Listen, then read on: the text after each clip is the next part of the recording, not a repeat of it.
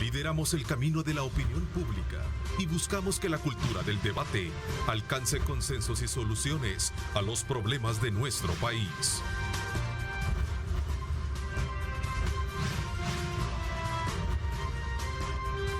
Diálogo con Ernesto López. ¿Qué tal, amigos? ¿Cómo están? Qué placer enorme saludarles. Bienvenidos una vez más. Gracias por estar con nosotros desde muy tempranas horas de la mañana. Vamos en esta semana, sin duda, a ponerle como siempre el énfasis pertinente para poder cumplir todas aquellas expectativas, todos aquellos objetivos y planes que se nos presentan en la vida. Recuerde colocar a Dios en el centro de sus actividades para que estos puedan cumplirse. Este día conmemoramos a nivel mundial el Día Internacional de las Víctimas de Desaparición Forzada, proclamada por Resolución de Naciones Unidas desde el año 2010.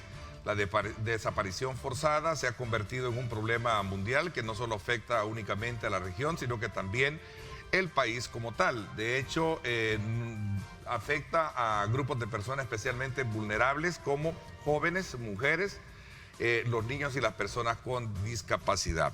Hoy vamos a hacer un análisis pertinente sobre este flagelo social, de la cual pues sin duda alguna existen parámetros muy importantes para poderlos poner en perspectiva. Hoy que se conmemora precisamente este Día Internacional de las Víctimas de Desaparición Forzada. Vamos a definir bien ese concepto de desaparición forzada frente a otros elementos que están desde luego en esa misma área. Para hablar del tema, hoy me acompaña la jefa de país de la Oficina de Naciones Unidas contra la Droga y el Delito, UNOC, la licenciada Mónica Mendoza, a quien le doy la más cordial bienvenida. Gracias por acompañarnos. Muy buenos días, Ernesto. Muchísimas gracias por la invitación y estamos felices de poder estar con ustedes conmemorando el Día Internacional de Personas de Desaparición Forzada a nivel global. También me acompaña la licenciada Vida Gómez, encargada de proyectos de Oficina de las Naciones Unidas también contra la Droga y el Delito 1. Gracias por acompañarnos. Bienvenida. Gracias, muchas gracias por la invitación y qué bueno compartir con ustedes en este Día Internacional. Hace varios años la Asamblea General decidió visibilizar a nivel global uno de los fenómenos más duros que está atado en un primer comienzo a los temas de conflicto, a la violencia generalizada y a temas de seguridad en los países y declaró a nivel mundial el Día Internacional de la Conmemoración de Personas de la Desaparición Forzada.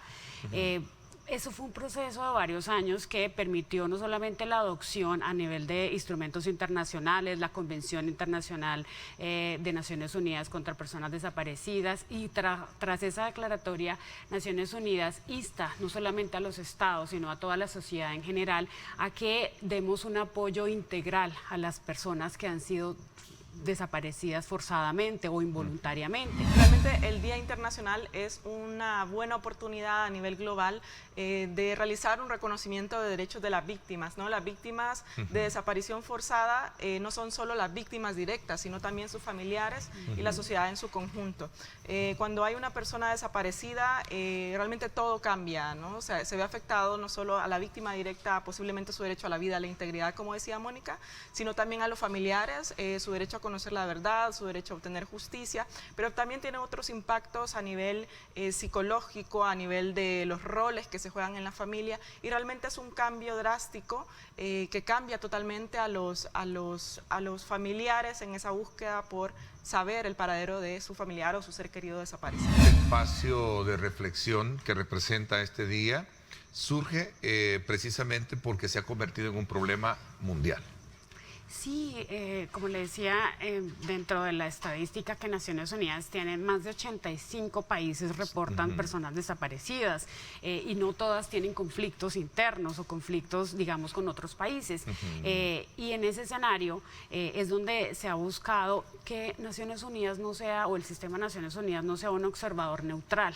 Lo que se pide en este ejercicio es que nosotros trabajamos con los gobiernos, trabajemos con las instituciones del Estado en tres aspectos fundamentales. El primero, en el tema de diseño de política pública para, digamos, visibilizar este escenario y poder dar una respuesta integral desde el Estado. Lo segundo, acercándonos al sector justicia para poder trabajar con ellos de una manera y que esa política pública permita el acceso a las víctimas a la justicia, que no exista impunidad y a, digamos, defender todos sus derechos. Y el tercero, el más importante, darle un apoyo a las víctimas de la desaparición forzada o involuntaria.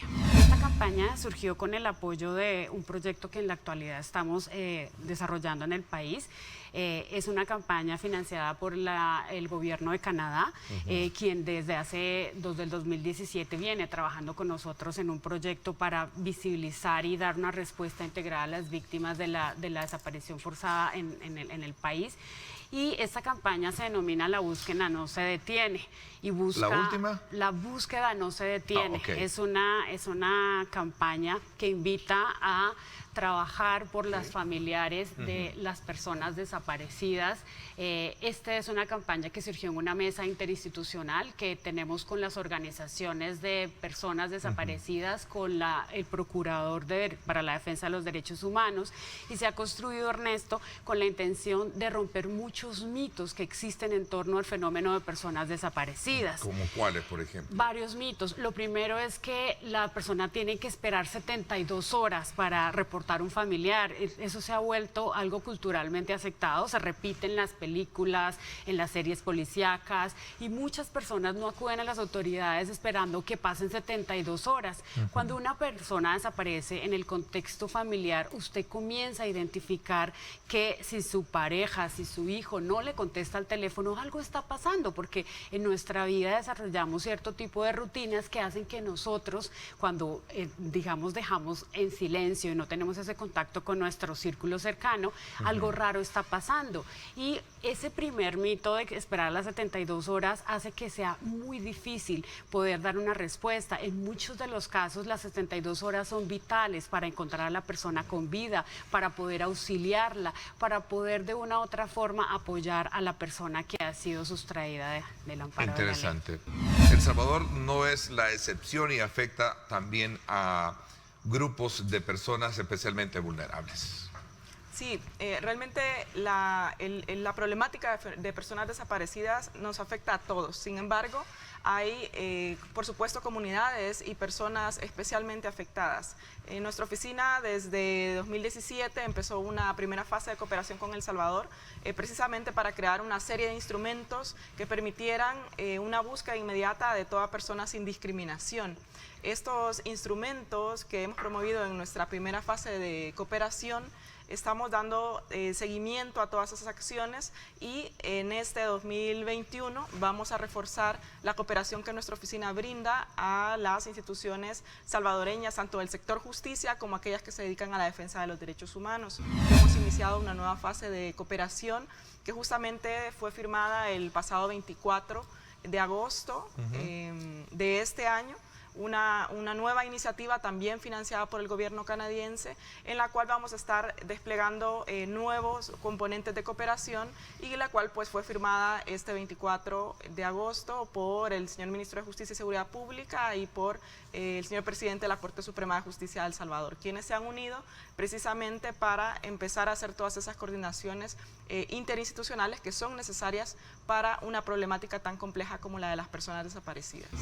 Precisamente en torno a esta cooperación de la que hablaba Vida, nosotros hemos venido conformando una mesa interinstitucional.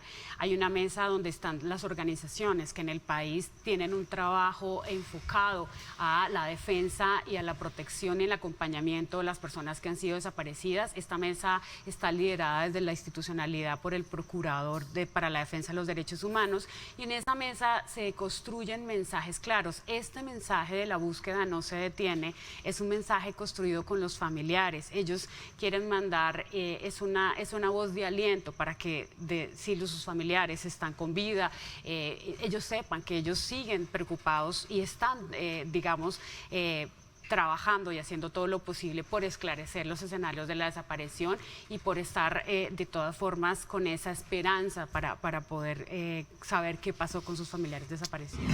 Definitivamente la problemática de personas desaparecidas es compleja, y nosotros que venimos trabajando desde hace algunos años sabemos que detrás de una persona desaparecida pueden haber muchas circunstancias. Sin embargo, de acuerdo a los estándares internacionales, se reconoce que independientemente de lo que suceda, las primeras horas son las más importantes y los primeros días son los más importantes para encontrar a la persona desaparecida con vida y también para prevenir delitos graves. Parte del trabajo de nosotros ha sido articular a las diferentes instituciones para que la respuesta sea integral. Y en ese trabajo interinstitucional de hace unos años atrás se construyó el protocolo de acción urgente para dar una respuesta inmediata. Este protocolo de acción urgente es un mecanismo que existe, que la ciudadanía puede utilizar y que muy pocas veces se conoce cuando una persona desaparece. Y a veces una persona desaparece no siempre en un contexto relacionado con delito. Puede que la persona a veces dice, no, es que estaba en la playa, estaba en parranda. Pero el Estado tiene que dar una respuesta a la desaparición de una persona. Cuando una persona es encontrada viva en muchas de las ocasiones o muerta, digamos en uno de los escenarios, hay una respuesta estatal. Lo más complicado de este fenómeno, Ernesto, es que cuando las personas no aparecen y no se establecen sus paraderos, Vida lo explicaba hace un rato, los familiares entran en una especie, digamos, de proceso de victimización, porque nunca saben de sus familiares, nunca pueden encontrarlos y las personas nunca pueden hacer duelo de los procesos y las personas siempre mantienen vivo la esperanza que en algún momento la persona va a ingresar a su casa o va a regresar. Entonces, este tipo de fenómenos son nocivos no solamente para la persona que ha sido privada, digamos, de la libertad o secuestrada, desaparecida, sino para la persona, para la familia. A ver, en una sociedad como la nuestra, que obviamente ha estado o pasa por situaciones de violencia, es bien difícil poder o fácil poder aplicar toda esta especie de protocolo. Bueno, el protocolo de acción urgente y la estrategia de búsqueda de personas desaparecidas tiene diversos componentes y todos ellos son importantes. ¿No lo podemos medir así tajantemente o tácitamente para decir que es fácil o difícil aplicarlo por la autoridad? Bueno, realmente requiere un esfuerzo de coordinación interinstitucional, no solo desde el primer momento de la búsqueda, deben existir los canales habilitados, los receptores de denuncia con los que estamos trabajando precisamente para capacitarlos en el día a día, para que sepan, ¿no? A veces este mito de las 72 horas no solo lo tiene la sociedad, sino toda la población. Y por eso nuestra oficina trabaja para brindar esa capacitación especializada, no solo a receptores de denuncia, sino que también trabajamos con la Policía Nacional Civil, con la Fiscalía General de la República, porque la investigación de casos de personas desaparecidas pues requiere un componente técnico adicional en el cual nuestra oficina tiene experticia precisamente por nuestro mandato, que es la lucha contra la droga y el delito. Para nosotros ha sido muy importante acompañar el tema de la desaparición forzada. Si usted mira la región, no solamente El Salvador, sino países como México, como Colombia, donde hay accionar de organizaciones criminales atadas a delitos graves como es el tráfico, la trata de personas, el tráfico de migrantes. Estas organizaciones han utilizado la desaparición que en el pasado se predicaba solamente de agentes estatales para eliminar la evidencia, para, digamos, amedrentar a la población. Uno de los efectos más graves de la desaparición forzada es que no solamente es contra la persona desaparecida, contra su familia, sino que es una práctica leccionante para las comunidades donde desaparecen personas, porque genera ese temor en la población, esa sensación de inseguridad de que cualquier momento va a ser desaparecido. Con la evolución del fenómeno, y como bien lo decía Vida, más allá de los conflictos internos y de las guerras o digamos atribuibles a dictaduras militares, esta evolución fue vital para entender que las diferentes manifestaciones que tiene el crimen pueden llegar a tener la desaparición forzada. Voy a citar un ejemplo. ¿Cuál es la evaluación, cuál es el diagnóstico que ustedes tienen del caso Chalchuapa versus lo que estamos hablando? Conocen el caso de Chalchuapa, ¿verdad? Sí, bueno, realmente nuestra oficina, más allá de casos concretos, de la puntualidad, nuestra oficina lo que brinda es cooperación técnica. Y aprovecho la oportunidad un poco para reflexionar también, Ernesto, sobre la diferencia entre los diversos tipos penales. Por ejemplo, se cree, y uno de los grandes mitos que vamos a estar trabajando es la diferencia entre un homicidio y feminicidio y una desaparición forzada. Muchos de los casos, no solo de El Salvador, sino de la región centroamericana, tienen esos componentes mixtos, los cuales pues presentan definitivamente un reto para las autoridades. Cuando estamos ante la problemática de personas desaparecidas, es importante hacer esa clasificación, no solo para entender mejor la problemática, sino también para tomar tomar algunas acciones en uno u otro sentido. Eso siempre es muy importante en todos los países. Desde Naciones Unidas y según lo que hemos venido trabajando con el protocolo de acción urgente, realmente lo que el protocolo recomienda es no solo iniciar esa búsqueda inmediata, sino también eso potencia la claridad que se tiene sobre la problemática y recomienda precisamente para mejorar todo el tema estadístico, siempre registrar no solo cuando aparece una persona, sino en qué condiciones ha aparecido, si aparece con vida, puede haber sido o no víctima de un delito. Por ejemplo, una chica puede reportarse desaparecida, pero ser víctima de, la encontramos, pero es víctima de trata de personas o es víctima de una violación sexual. Entonces, no toda persona que aparece con vida, realmente podemos decir que no ha sido víctima del delito o que estaba de fiesta. Realmente hay que hacer un análisis, sobre todo con perspectiva de género también, respecto de la situación y de la problemática. Bueno, Ernesto, eso es un punto muy importante y está enmarcado dentro de la historia de construcción del protocolo de acción urgente.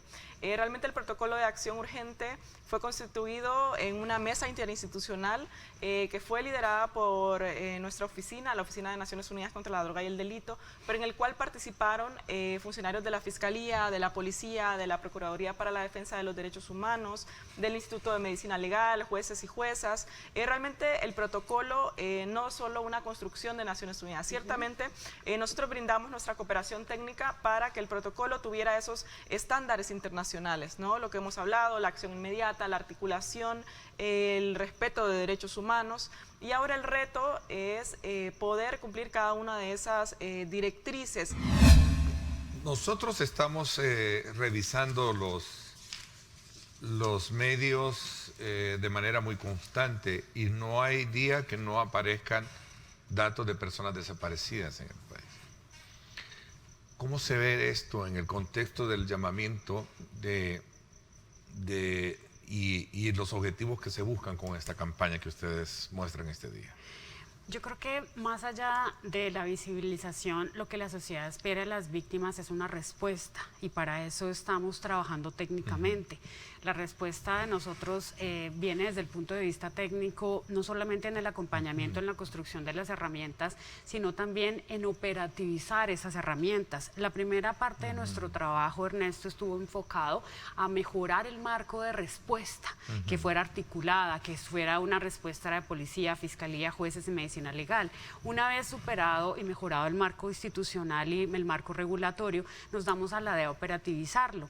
Este nuevo proyecto con el que nosotros estamos trabajando va a generar fuerzas de tarea operativas en los lugares donde tienen mayor ocurrencia las desapariciones. ¿Qué alcances esperan tener con esta campaña? Bueno, el alcance, vamos a empezar una serie de fases. Vamos a hacer el lanzamiento oficial o público de la campaña este día, 30 de agosto, precisamente en el marco de la conmemoración, porque es un mensaje muy importante, ¿no?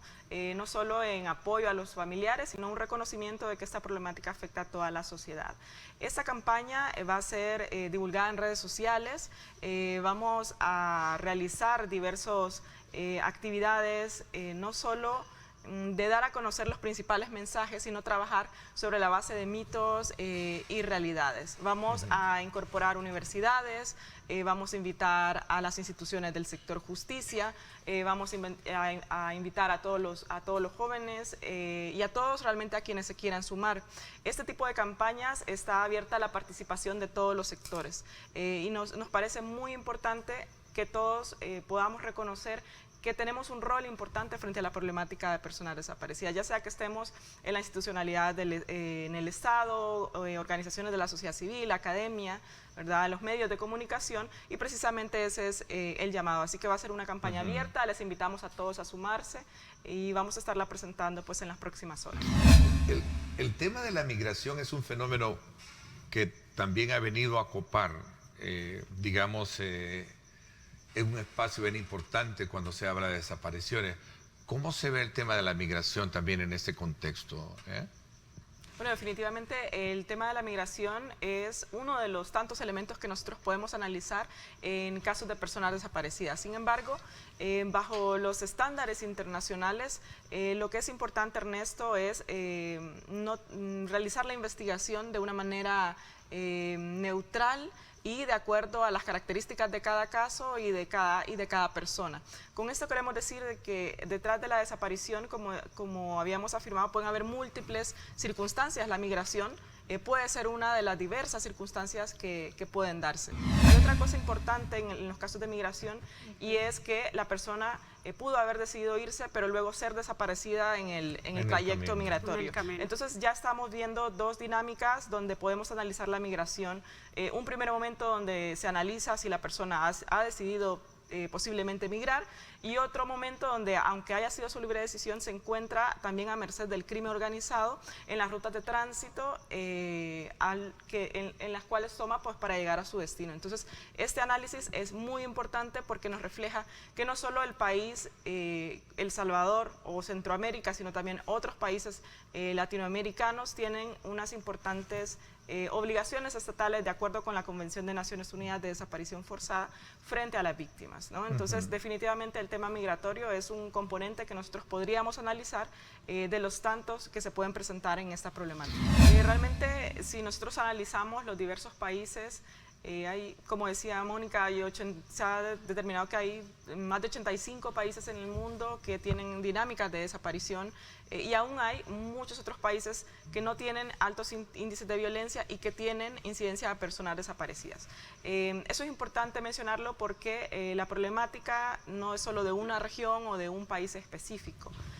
Ahora, las desapariciones en general en los países, cuando se reportan, la regla es que no todas las desapariciones van a ser delictivas, y eso no significa que no deban haber protocolos internacionales de actuación. Por ejemplo, hay muchos países que de acuerdo con la realidad tienen protocolos, por ejemplo, para personas desaparecidas que padecen Alzheimer, por ejemplo, y que ya tienen un registro previo en las policías de algunos estados. Estoy hablando de algunas buenas prácticas internacionales. Entonces, realmente el tema de la desaparición es importante abordarlo según las dinámicas de los países, pero es digamos, esperado que no toda desaparición que se reporta sea necesariamente delictiva. Sin embargo, sí, toda desaparición que se reporta debe ser tratada como delictiva, precisamente porque en esas primeras horas y en esos primeros días es cuando la información es vital para poder respetar, ¿no?, la vida y la integridad de la persona. Entonces, es un análisis que no debería hacerse en los primeros momentos, sino actuar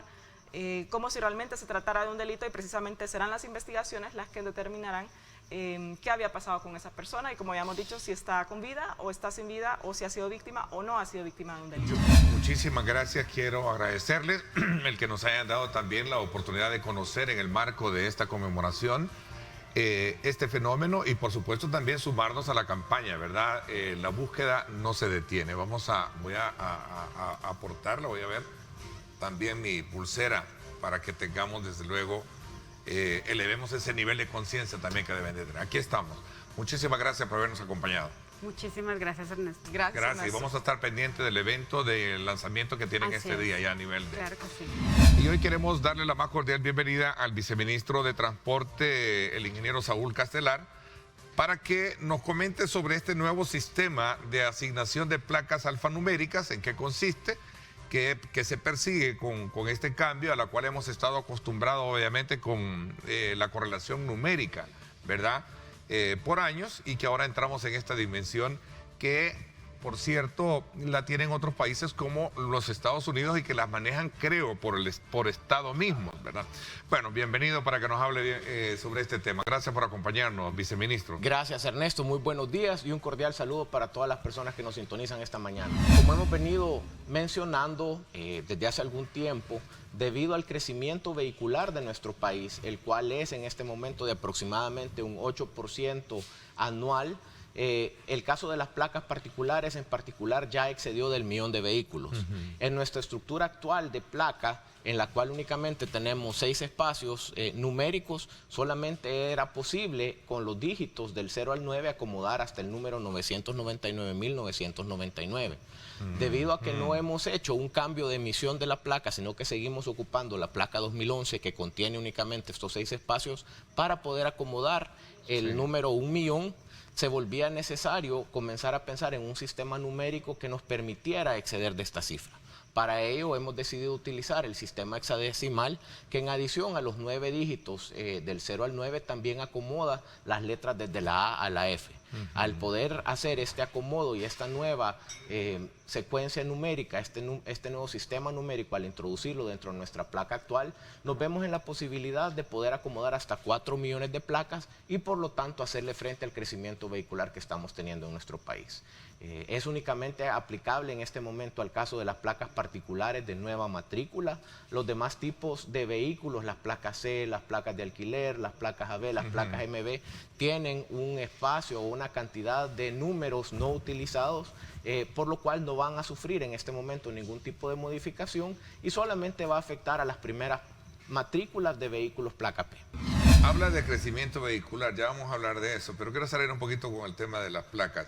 ¿El costo no varía? ¿Se mantiene? Se mantiene exactamente el costo de una primera matrícula dependiendo del tipo de vehículo y no hay ninguna afectación para todos los usuarios que ya cuentan con su vehículo y con su placa en este momento. La placa tiene, digamos, las mismas condiciones de seguridad que una placa numérica. Es para todo efecto un sistema numérico correlativo el que estamos utilizando, tal como lo ordena la ley. En eso estamos siendo muy cuidadosos y respetuosos de lo que la ley de especies fiscales mandata en relación al manejo y el control de los nuevos vehículos en circulación y por lo tanto tiene las mismas condiciones de seguridad que una placa tradicional. No hay ningún problema en este sentido y por lo tanto nos mantenemos bajo las mismas condiciones de seguridad que le aplican a una placa numérica completamente. A ver, pero esto de la seguridad, obviamente toda placa es vulnerable. Exactamente, ¿no? Exactamente. Mi pregunta es cómo lograr que el nivel de seguridad, no tanto de que no me la vayan a robar porque estoy aparcado en algún lugar, sino más bien por el control que se pueda llevar desde ese punto de vista de registro. Otra vez, en el registro lo que estamos colocando con esta secuencia de números y letras es también un control correlativo y por lo tanto para nosotros identificar una placa numérica en la cual únicamente tengamos dígitos o una placa numérica en la cual hay un formato hexadecimal es completamente transparente para la policía de la misma manera y por lo tanto no hay ningún tipo de vulnerabilidad adicional que se agrega al haber cambiado en este formato numérico que, como lo menciono, especialmente para las personas que están involucradas con el sector computación, es muy común, digamos, el sistema hexadecimal que estamos utilizando y por lo tanto no representa, digamos, en términos de control y de registro ningún tipo de dificultad adicional. En cuanto a las reformas legales, también hemos solicitado a la Asamblea Legislativa la consideración para poder incorporar modificaciones en nuestra ley de tránsito para que en el futuro, de haber un cambio masivo, podamos también incorporar el tema de placas personalizadas, que también son algo que en otros países se permite realizar. Ya una placa con una nomenclatura que sea muy particular de la persona y por la cual probablemente se tenga que cobrar un poco más. Dice, como usted decía, que hemos venido estudiando incluso desde antes que usted era funcionario público. Así es.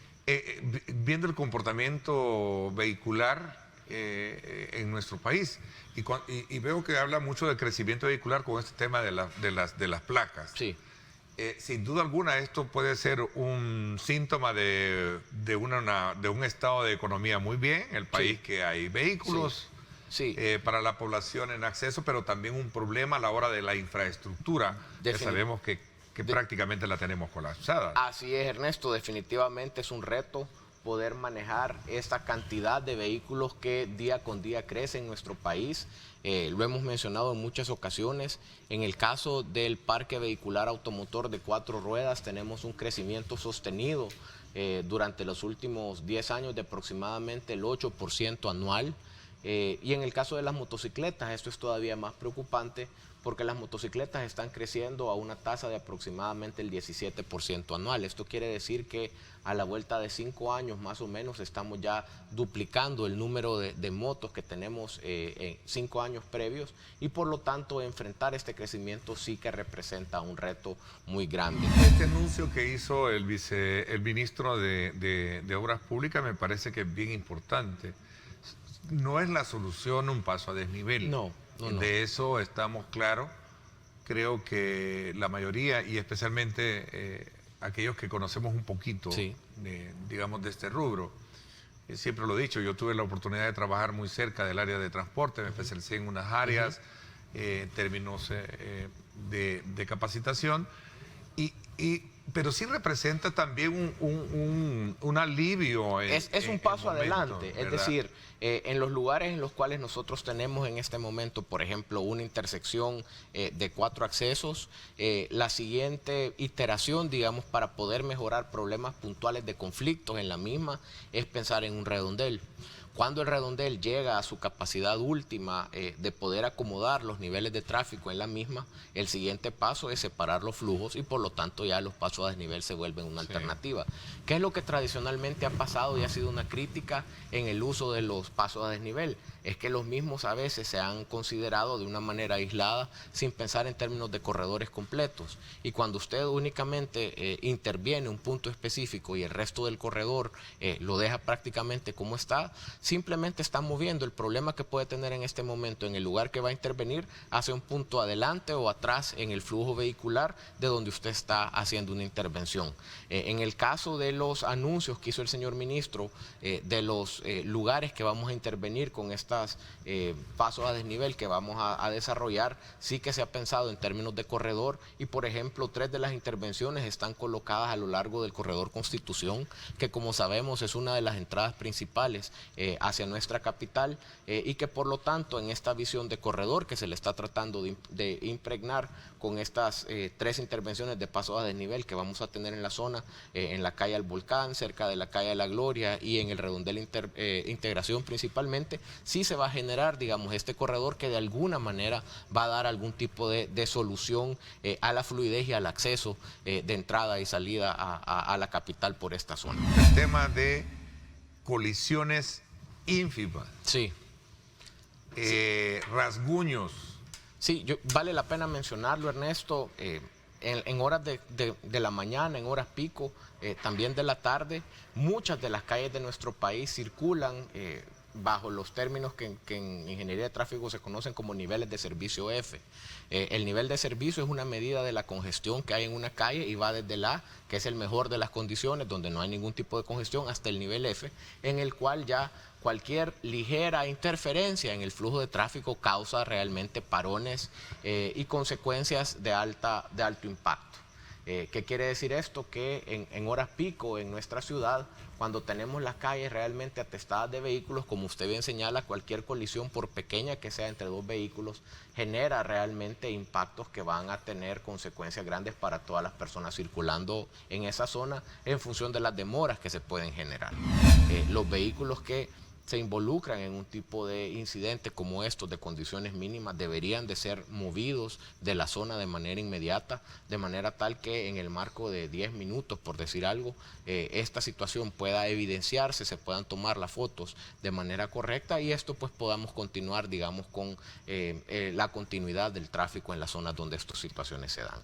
Hay muchos de estos incidentes que se dan día con día y como usted bien señala, el impacto que tienen es enorme para las condiciones de circulación y por lo tanto buscar mecanismos bajo los cuales la evidencia fotográfica, hoy toda persona que tiene un vehículo tiene un teléfono que podría servir perfectamente para poder evidenciar, digamos, una situación de este tipo, nos puede ayudar también a mejorar, digamos, los niveles de congestión que estamos teniendo.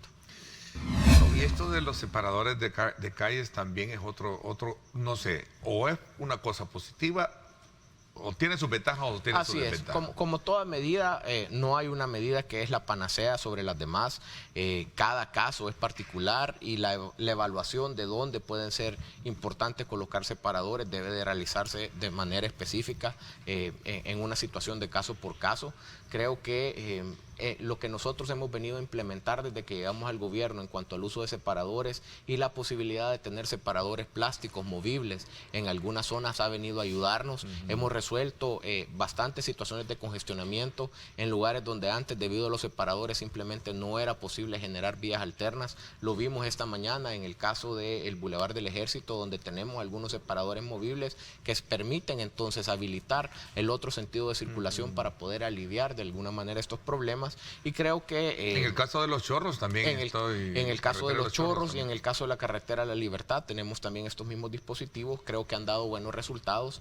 Y como le menciono, si bien no son una alternativa que seguramente pueda generar únicamente impactos positivos, en la medida de los casos en los que lo hemos utilizado, sí que hemos logrado obtener ventajas para la gran mayoría de personas que se ven circulando en esa zona. ¿Y hay cambios de ruta en el centro? ¿Con qué objetivo? ¿Qué se busca?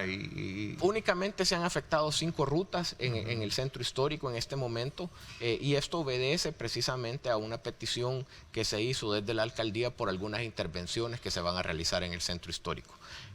Son 5 rutas, aproximadamente 140 unidades que han sido afectadas por estos cambios. ¿No entran al centro ya? Están circulando periféricamente, por el centro. Hay una modificación en cuanto a las calles, pero obedece precisamente a esta razón de que hay algunas vías del centro que van a ser intervenidas por la alcaldía, y por lo tanto estamos colaborando con la presencia de gestores y en coordinación con los operadores para poder proveer vías alternas y alternativas a las personas que utilizan las rutas afectadas por este cambio. Bueno, quiero agradecerle, viceministro, por acompañarnos y ponernos al día precisamente con un tema tan importante, un tema tan sensible y urgente de tratar, que es el tema del tráfico en nuestras calles. Creo que esa apuesta del tema de los pasos a desnivel, si bien es cierto, no es la solución completa, pero puede ser una parte de alivio. Así es. En momentos para zonas como las que ligeramente ubicamos ahora, ¿verdad? Pero son 7, creo, que los que se van a construir. Son 7 intervenciones. Ernesto, yo le agradezco la invitación. Siempre es un gusto compartir con usted. Me tiene a la orden en cualquier momento, y un saludo muy cordial a las personas que nos regalaron tiempo esta mañana para escuchar nuestra conversación. Gracias a usted, viceministro. Por mi parte, esto es todo por hoy. Pásenla bien y, como siempre, recuerden lo más importante: amar a Dios sobre todas las cosas. Lideramos el camino de la opinión pública y buscamos que la cultura del debate alcance consensos y soluciones a los problemas de nuestro país.